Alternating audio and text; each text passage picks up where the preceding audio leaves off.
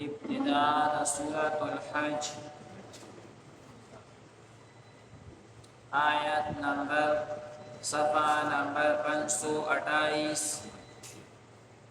أعوذ بالله من الشيطان الرجيم بسم الله الرحمن الرحيم يا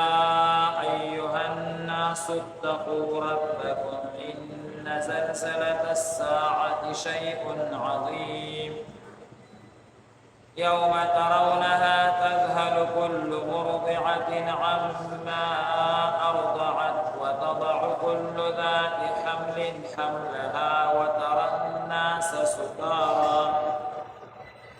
وترى الناس سكارى وما هم بسكارى ولكن عذاب الله شديد ومن الناس من يجادل في الله بغير علم ويتبع كل شيطان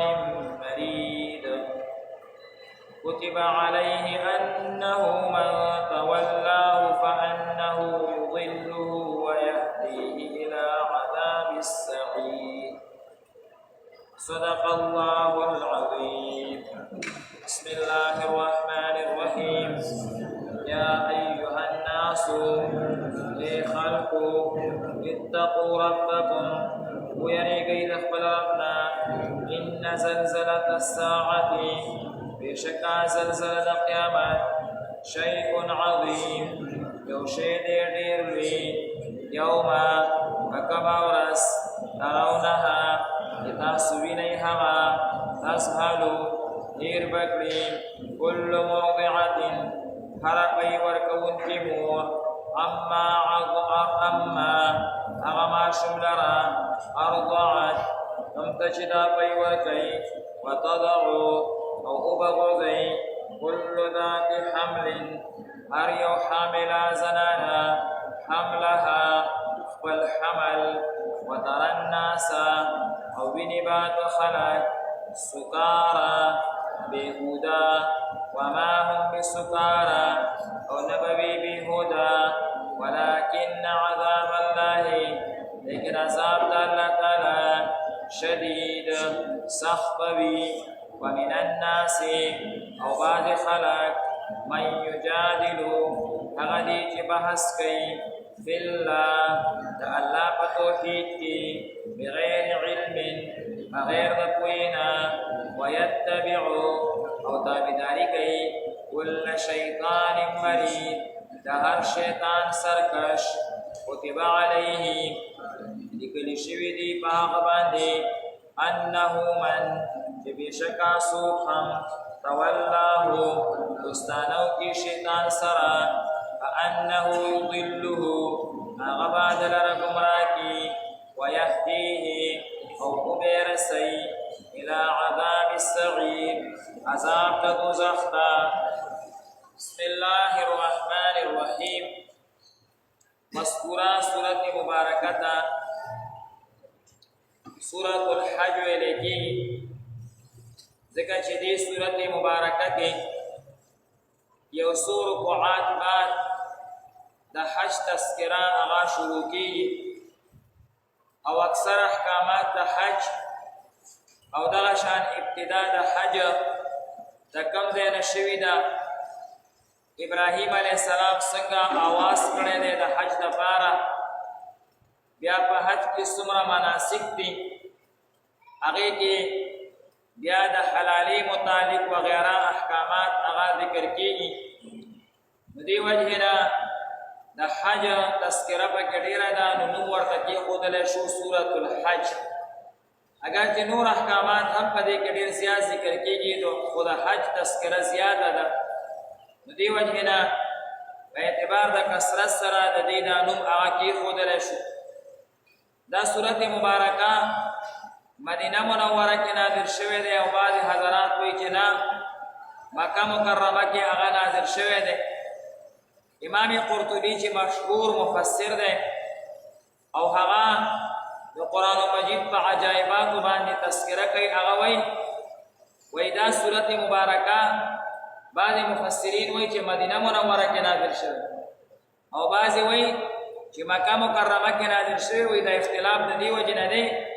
چې د دې ځینې حصہ هغه مدینه منوره کې نازل شوي او ځینې مکه مکرمه کې، ځینې د شپې نازله شوي او ځینې د ورځې، او ځینې په سفر کې ده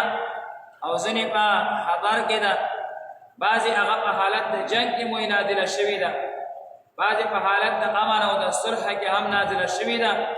یعنې دا صورت مبارکه مختلفو مقاماتو کې نازل شوی دی. نو دې وجې نه مفسرینو حضراتو مختلف اقوال په دې کې رانقل کړي دي. یا ایها الناس اتقوا ربکم، دا آیت مبارکه په سفر کې نازل شوی دی. غزوه بني المصطلق دا مشهوره غزوه ده، په کوم کې د عائشې صدیقې رضی الله تعالی عنها د هار د رکېدو واقعه هم راغلې وه. په هغه غزوه کې دا آیت مبارکه هغه نازل شوی دی. نبی کریم صلی الله علیه وسلم صحابه کرام را جمع کا د شپې وینن یو ناشنا آیت نازل شوی دی. هغې کې الله تعالی وایي یا ایها الناس، ای خلقو، اتقوا ربکم، د خپل رب نه ویریږئ، ځکه چې ان زلزلة الساعة شیء عظیم، د قیامت زلزله هغه ډېر لوی شی دی او ډېر سخت څیز دی. دا آیت مبارکه چې حضور صلی الله علیه وسلم صحابه کرامو ته وایي، او تفسیري مدارک کې دي چې نبی علیہ السلام او صحابه کرامو ټوله شپه ژړل، ټوله شپه په ژړا شو، ټوله شپه یې په ژړا باندې تېره کړه چې الله تعالی وایي چې د قیامت زلزله سخته ده او لوی شی دی. دا به څومره سخت دی چې دا دنیا څومره لویه ده او څومره په دې کې غرونه دي او سمندرونه دي او څه بلا څیزونه دي، او الله وایي دا دنیا وړه ده. قل متاع الدنیا قلیل،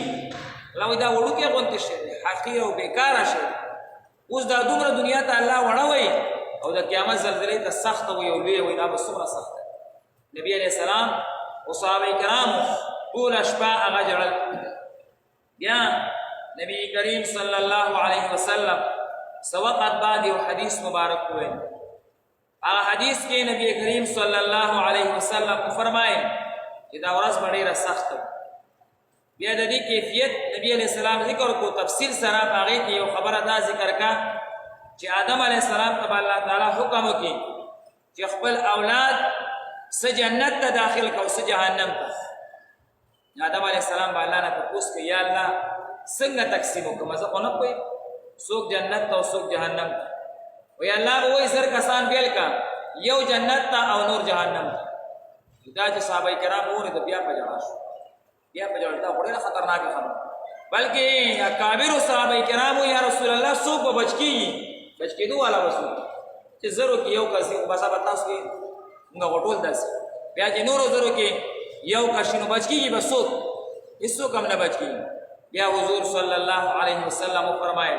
چې بیا به الله یو مهرباني وکړي. مهرباني به دا وکړي چې الله تعالی به آدم علیه السلام ته وایي زر کسان بیل کا، 999 یاجوج ماجوج یو مسلمان،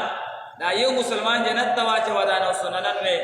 یاجوج ماجوج جهنم ته واچوه. صحابه کرام خوشحاله شو، ځکه یاجوج ماجوج ذکر بله ورځ شو. دا الله زیات دي دپاره پیدا کړي دي چې دې کې اکثر کافران دي. 999 یاجوج ماجوج یو مسلمان، دا چې کوم دی نو هغه جنت ته واچوه. بیا به یاجوج ماجوج هم ختم شي، بیا به الله تعالی آدم علیه السلام ته اوس کافران 999 یو وسره مسلمان کا، یو مسلمان ته جنت ته واچوه، دا 999 دا جهنم ته واچوه. کتابونو کې لیکلي امام قرطبي صاحب وایي چې الله تعالی د هر انسان دپاره په جنت کې ځای پیدا کړی او په جهنم کې ځای پیدا کړی. ناشنا نقطه یې لیکلي، هر انسان دپاره په جنت کې ځای دی او په جهنم کې ځای دی، که مسلمان دی که کافر دی. د آدم علیه السلام نه واخله تر آخري انسانه پورې د هر انسان په جنت کې ځای دی او په جهنم کې ځای دی. نو الله تعالی به د مسلمان یو مسلمان ته به ووایي چې هغه 999 کافران یا یاجوج ماجوج چې جهنم ته لاړه، د هغې ځای په دې جنت کې خالي پاتې شو، اټول ستا شو. او دا یو مسلمان چې جنت ته لاړو د ده ځای په جهنم کې خالي پاتې شو، اب هم الله کافر کړو، الله به هغه هم کافر کړو. د الله مهرباني شو او کنه شو. یو طرف ته صحابه کرام ویریدل چې بیا داسې قسم خبرې ذکر شوې نو بیا صحابه کرام خوشحال شو. بهرحال الله تبارک وتعالی په اول آیت کې دا ذکر کوي چې ځان کې تقوا او پرهیزګاري پیدا کړي. تقوا او پرهیزګاري دا به څنګه پیدا کېږي؟ نو د هغې طریقه الله تعالی ذکر کوي چې د قیامت زلزله یاده کړي، د قیامت سختی یاده کړي. بس هر څه به تاسو دې دنیا کې نن مونږ بېغمه ولي او آخرت رانه هېر دی، قیامت رانه هېر دی، د قیامت سختي او د قیامت زلزلې رانه هېرې.